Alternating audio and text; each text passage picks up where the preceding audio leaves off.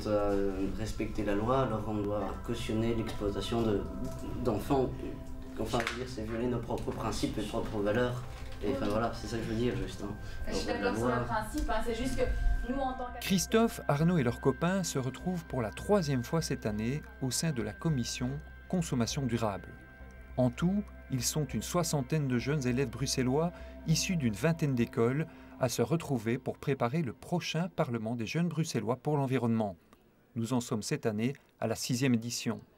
Les acteurs de ce pouvoir citoyen ont choisi de défendre leurs idées et de s'investir concrètement. C'est plutôt chouette parce qu'on peut enfin faire quelque chose et pas rester là à se morfondre comme un abruti sur un fauteuil, quoi.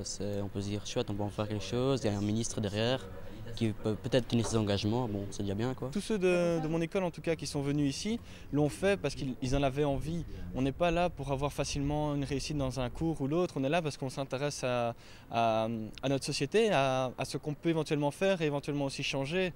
On est là parce qu'on le veut et parce qu'on se dit que c'est une petite pierre dans la grande mer de la société. Donc on est là pour s'interroger, pour apprendre et pour s'informer aussi de ce qu'il y a. Menée à Bruxelles et en Wallonie dans les écoles depuis quelques années, la campagne Effet de jeunes contre effet de serre est une de ces réalisations concrètes. Elle comprenait initialement 4 journées thématiques. Les jeunes bruxellois ont demandé qu'une journée consacrée à l'eau y soit ajoutée. À l'école Notre-Dame-des-Champs, à Uccle, un éco-team a profité de la journée mondiale de l'eau pour relever un défi, faire apprécier l'eau du robinet. Elle est 300 à 500 fois moins chère que l'eau en bouteille et elle est bonne pour la santé.